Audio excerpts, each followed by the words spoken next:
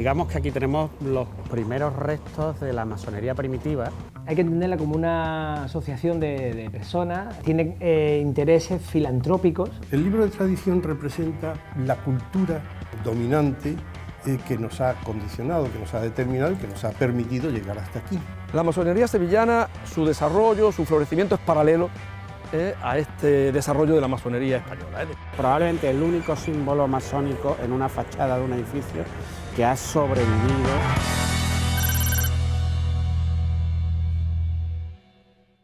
Paseando por Sevilla y centrando nuestra atención en algunos de los monumentos más antiguos de nuestra ciudad, podemos observar marcas, símbolos que nos atestiguan el paso de la masonería aquí en esta ciudad, y es de lo que vamos a hablar en el GPS de hoy, de la masonería en Sevilla. Para ello empezamos con Antonio Hernández. ¿Qué tal, Álvaro? Antonio, buenos días, maestro masón de la Logia Obreros de Irán.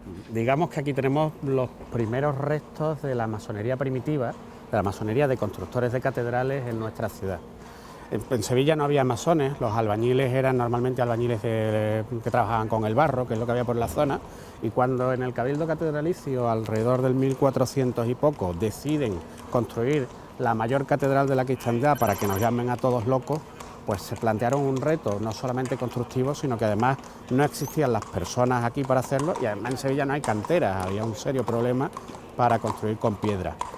Llamaron a estos constructores del norte de Europa. De hecho, esta puerta de la catedral contiene la firma de Juan Norman, de Juan el Normando, que fue el tercer maestro de constructores de la catedral de Sevilla. Vamos a acercarnos un poco y vamos a tratar de encontrar esa firma. Antonio, ven conmigo. Si os fijáis en la figura central, donde está el Cristo, justo por encima del dosel, hay un nervio donde hay una figura como de un 4, una especie de número 4. Esa era la firma de prestigio de este Juan el Normando. Él se sintió tan orgulloso después de haber terminado esta entrada de la Catedral de Sevilla, que fue de las primeras que se terminaron, que quiso dejar su firma en la catedral. En la masonería nada es casual. Todo significa algo. Sí, sí. En este caso, ¿ese 4 qué significa? Bueno, ese 4 es simplemente una firma, no tiene, digamos que igual que era normal que los gremios de impresores, de constructores, cada maestro tuviera su logotipo, de su identidad corporativa, y este 4 era la identidad corporativa de este Juan el Normando, pero no tiene un significado esotérico ni numerológico especial. ¿Te parece? ¿Y vemos otras marcas de la simbología masónica en Sevilla? Por supuesto, vámonos. Vámonos. Antonio, hay símbolos que son más perceptibles que otros, ¿no? En algunos casos puede ser un simple grabado y en otros casos puede ser un edificio entero. Sí, en este caso el edificio es el símbolo. Aquí estuvo localizado durante los 1920 y tantos, hasta el 36, la sede del Gran Oriente de España, digamos la sede de la masonería española, de la principal obediencia de la masonería española, que estaba en los bajos de la casa de Diego Martínez Barrio, que vivió en esta casa, como se puede ver en la placa, que fue el gran maestre, que fue el presidente de la masonería española, aparte de presidente de la República. No lo hemos dicho, pero esta casa se encuentra en la calle Lirio, en la Judería, aquí en Sevilla, y la casa fue diseñada ex profeso para contener un templo masónico en su interior. De hecho, se hicieron donaciones, los masones sevillanos y las logias de Sevilla, que había bastante. Sevilla podía haber por aquella fecha unos entre 1000 y 1500 masones. Entonces, con las aportaciones de los masones y con las aportaciones de las logias, poco a poco se fue ahorrando para la construcción de este templo, y las reuniones masónicas se celebraban en esta planta baja.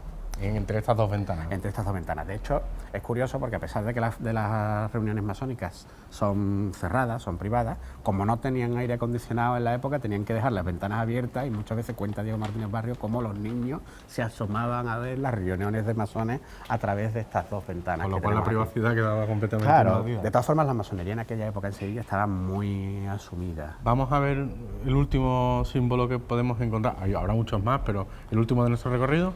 Venga, vamos.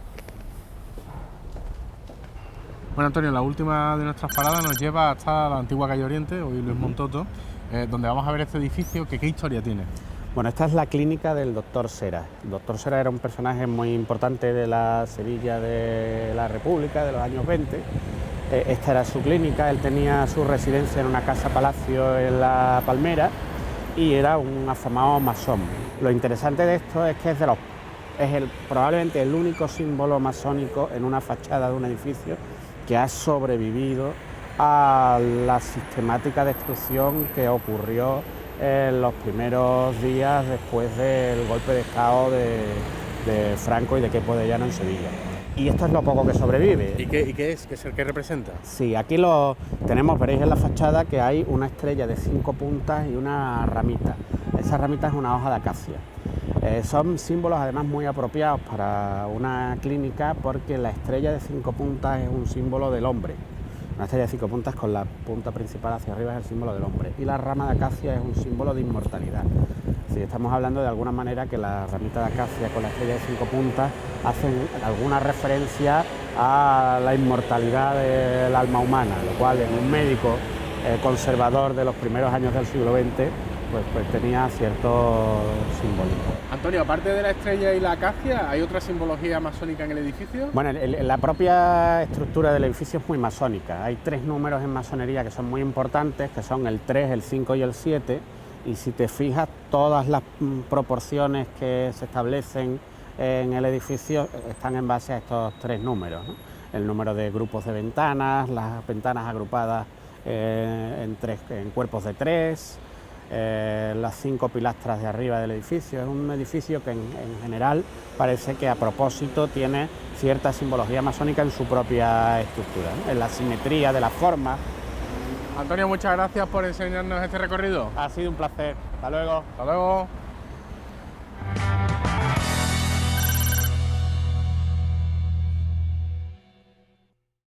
José Carlos Carmona es doctor en filosofía y masón. José Carlos, buenos días. Hola, buenos días, Álvaro. Pasa. Hemos visto que algunas huellas físicas quedan en Sevilla de la masonería, pero ¿qué es la masonería? Bueno, la masonería hay que entenderla como una asociación de personas a nivel mundial que tiene intereses filantrópicos, o sea, filantrópicos en el sentido de que se preocupa por el hombre, los hombres y los demás hombres del mundo, hombres y mujeres del mundo, y luego tiene también características filosóficas porque se preocupa por reflexionar y pensar sobre cómo ser uno mejor persona y cómo intentar hacer que el mundo funcione mejor. Y todo esto es una especie de fraternidad, de grupo que intenta trabajar conjuntamente para, por medio sobre todo de los símbolos, intentar reflexionar. La simbología es simplemente un método para ponerte a pensar. Los símbolos que eran de los antiguos constructores de edificios, de catedrales, de templos, y nosotros empezamos a plantearnos con relación al símbolo cómo somos nosotros y estamos en un continuo intento de mejorar. Cuando nos reunimos, una de las cosas que más se da habitualmente es que alguien lee un texto que ha elaborado que tiene que ver sobre ética, moral o filosofía, nunca sobre religión o política, porque tenemos una prohibición antigua de hablar sobre religión y de política, me imagino que porque no hubiera conflictos, ¿no? Algo así, ¿no? Los principios fundamentales de la masonería son libertad, igualdad, fraternidad, que como ves son en los que se basó la Revolución Francesa. Todo el proceso de la reunión en sí es muy interesante porque es como si quedáramos citados, un grupo de personas, para tener cierta intimidad, para tener cierta relajación, cierta tranquilidad y ponernos a pensar. ¿Cualquiera puede ser masón o hay algunos requisitos? Porque a priori, según cuentas, parece reservado para una élite intelectual. Bueno, es verdad que tendrías que tener una preocupación intelectual, a mí me parece que tendría que tener, pero no, en realidad cualquier persona puede entrar. Hay 2 condiciones básicas para entrar en la masonería. Una es ser un ciudadano libre. Claro, hoy en día cualquier ciudadano parece libre, pero en realidad antiguamente pensamos que la gente a lo mejor no era tan libre como pensamos y hoy en día puede haber gente que no sea libre, por ejemplo, porque esté enganchada a algún tipo de vicio o que dependa del alcohol o que no tenga dinero para sobrevivir, entonces no va a ser libre porque va a depender de otras muchas cosas, ¿no? Y luego que sea de buenas costumbres. El concepto de buenas costumbres es más o menos que se atenga a las normas y la estructura de la sociedad en la que vivimos. Habla de que la masonería busca el perfeccionamiento del individuo y de la sociedad en la que se circunscribe. Sí. Pero A mí se me antoja Sí. que si todo lo que vosotros desarrolláis se desarrolla en un taller, que son vuestros templos, ¿qué sale al exterior? ¿Cómo la masonería interactúa con el resto de la sociedad? Si lo que vosotros donde tenéis las tenidas, donde tenéis vuestras reuniones en un lugar cerrado, donde no puede entrar nadie que no sea masón. No, pero bueno, cuando salimos ya somos ciudadanos normales que intentamos ser mejores personas. Y que Pero luego, actuáis como individuos, no y como actuamos la como individuos, logia por en supuesto. cuestión. No, claro, claro. De hecho, el funcionamiento es igual que el de una liturgia religiosa, por ejemplo, la cristiana, que es la que más gente conoce. De hecho, sabes que hay cristianos en nuestra logia, ¿no? Y en todas las logias, ¿no? La idea es, tú vas a una misa y en la misa te plantea una serie de cosas e intentas pensar, tengo que ser mejor, tengo que mantenerme firme, tengo que intentar ayudar a los demás, tal, y cuando sale, sigue haciéndolo. A mí una de las razones por las que me metí... Perdona, José Carlos, que te interrumpa, Sí. pero me parece muy interesante lo que acabas de decir, pero claro, por ejemplo, cuando uno va a misa, pues se hace, por ejemplo, hay obras de caridad, hay obras sociales que desarrollan una Bien. determinada filigresía. Me alegro que me recuerde esto porque te lo tenía que haber dicho. Dentro del principio de filantropía, que ha sido la primera palabra que te he dicho, nosotros también tenemos obras de caridad. Nosotros recogemos dinero, primero por nuestras propias cuotas y luego porque en el propio acto, como si fuera en misa, se pasa una especie de cestillo y se echa dinero, y con ese dinero nosotros hacemos actividades de caridad que cada año vamos organizando. Vamos a dar este dinero para una organización, una ONG, o para algún tipo de actividad, o para un barrio que sabemos que necesita dinero, que necesita ayuda. O sea que en esa parte también lo hacemos.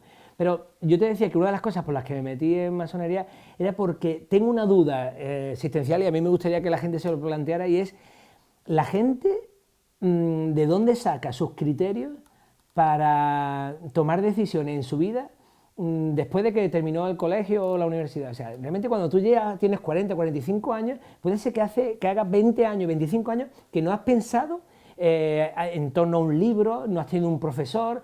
Hay gente que puede llevar 25, 30, 50 años sin haberse planteado cosas de una manera más o menos científica. Y a mí me parece que la sociedad, y no sé si es la masonería la respuesta, pero la sociedad debería tener algún tipo de actividad, organización, en la que la gente siguiera formándose. ¿Eso no es tener poca fe en el individuo? Bueno, esto es una cuestión científica, valorativa. A mí me ha pasado como estudiante y como estudioso luego, que de pronto te pasas 3 meses sin leer un libro y tal, y de pronto te das cuenta que tus conversaciones bajan de nivel. Estás hablando de, me comí un besugo, estupendo y tal, pero realmente las grandes preguntas sobre mi propia vida, sobre mis proyectos y tal, un poco como que se desvanecen si no tengo disparadores como una buena lectura, una reflexión, una discusión con amigos que traten sobre un tema importante. Entonces, yo creo que el método científico requiere continuamente la investigación, y la investigación en la universidad es eso, leer, estudiar, escribir. Pero en la sociedad debería ser lo mismo. José Carlos, muchas gracias por Nada, Álvaro. haber arrojado algo de luz. Espero que se te haya aclarado un poco la Algo idea. así, algo así. Gracias. Muchas gracias.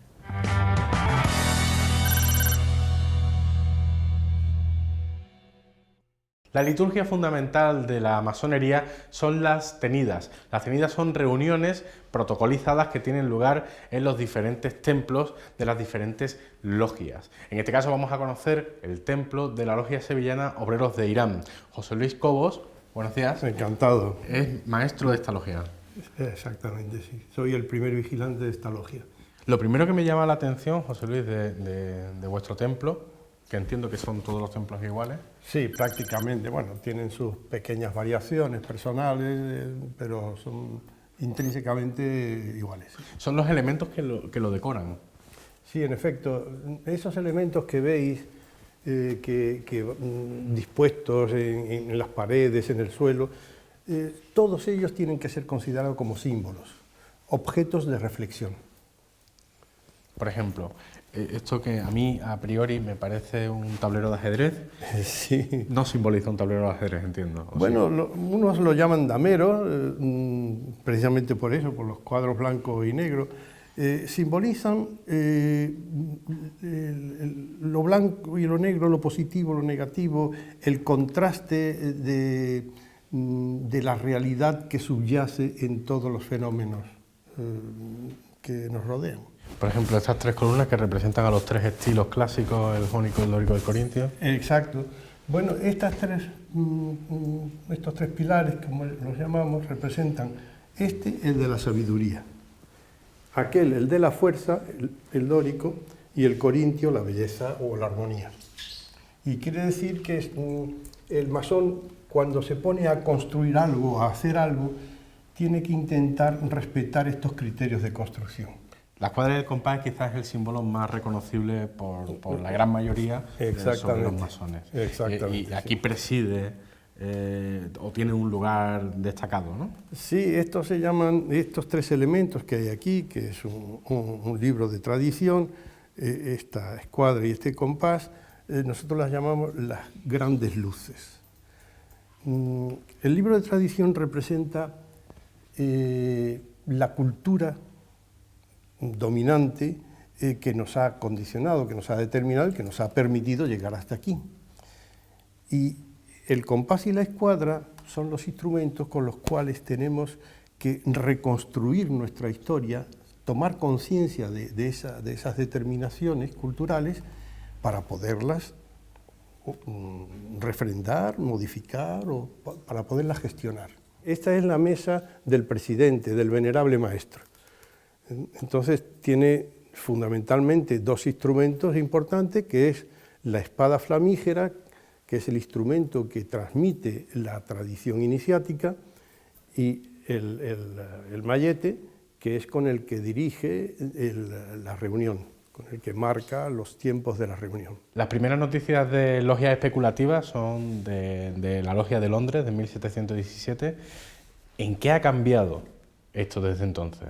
Han cambiado cosas, pero no son cosas fundamentales. La esencia del propósito de la masonería y de los procedimientos es prácticamente la misma. El método fundamental es el trabajo de la piedra bruta para convertir en la piedra pulida a través de las herramientas básicas de la construcción. José Luis, muchas gracias por enseñarnos el templo. Hasta luego. A vuestra disposición. Muchas gracias a vosotros.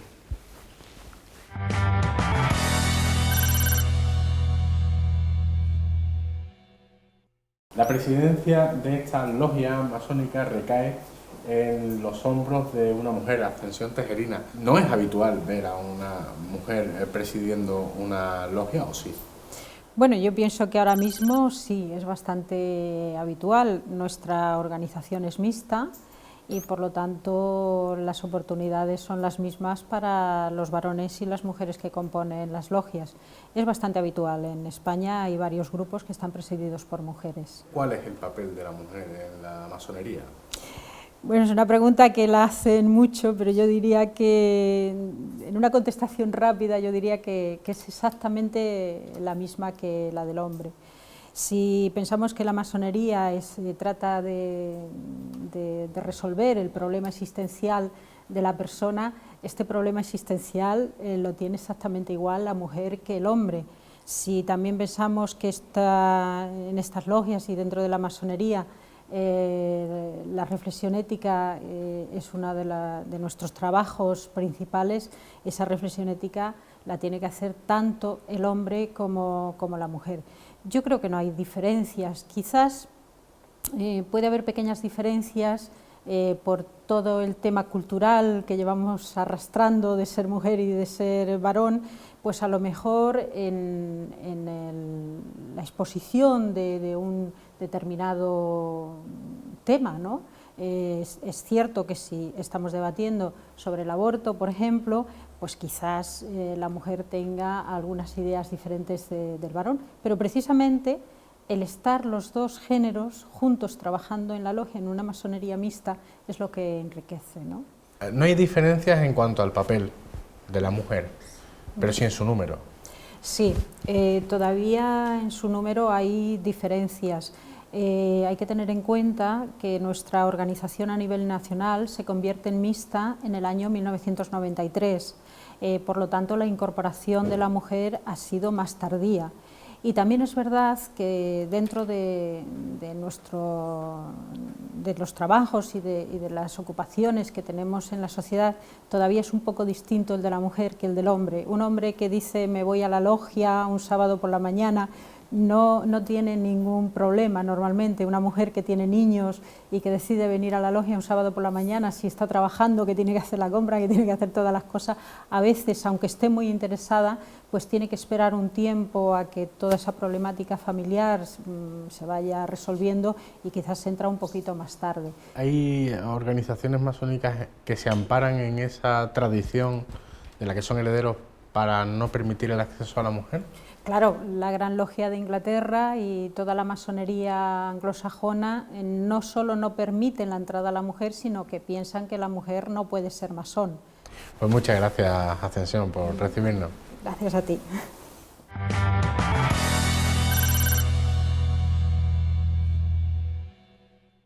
Actualmente la masonería en Sevilla ofrece unas cifras y una importancia prácticamente irrelevante, pero eso no fue siempre así.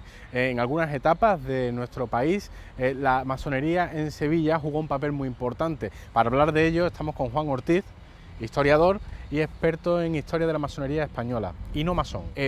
¿Cómo fue la masonería en España, sobre todo en finales del siglo XIX y principios del XX? La masonería tiene en España dos etapas de gran florecimiento.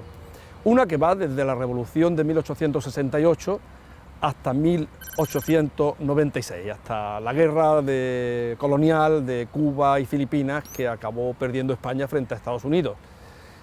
Esa es una etapa de florecimiento, sobre todo desde el año 1888, en que un gobierno liberal de Sagasta promueve una ley o aplica una ley de libertad de asociación. Es la misma ley que aprovechó la UGT para fundarse ese año y organizarse. También la aprovecharon las logias para extenderse, para organizarse y para legalizarse como sociedades recreativas y de instrucción.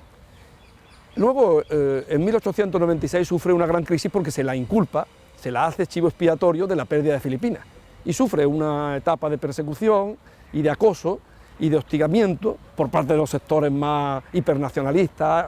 Apoyada esa persecución porque algunos libertadores pertenecían a la masonería, como José Martí. Sí, muchos líderes de las independencias americanas y también de las Filipinas, como José Martí, eran masones o habían sido masones.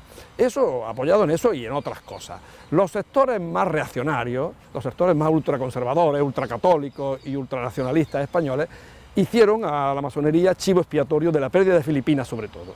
Eso hizo que el gran maestre del Gran Oriente de España, el catedrático y diputado republicano Miguel Moraita, tuviera que exiliarse un tiempo a Francia y eso hizo que muchas logias cerraran. Pero luego, después de una etapa de crisis en que desaparecen muchas logias, vuelve a resurgir lentamente a primeros del siglo XX y tiene otra etapa de gran florecimiento, pues una etapa que diríamos que va de 1912, 1915 hasta 1936-39.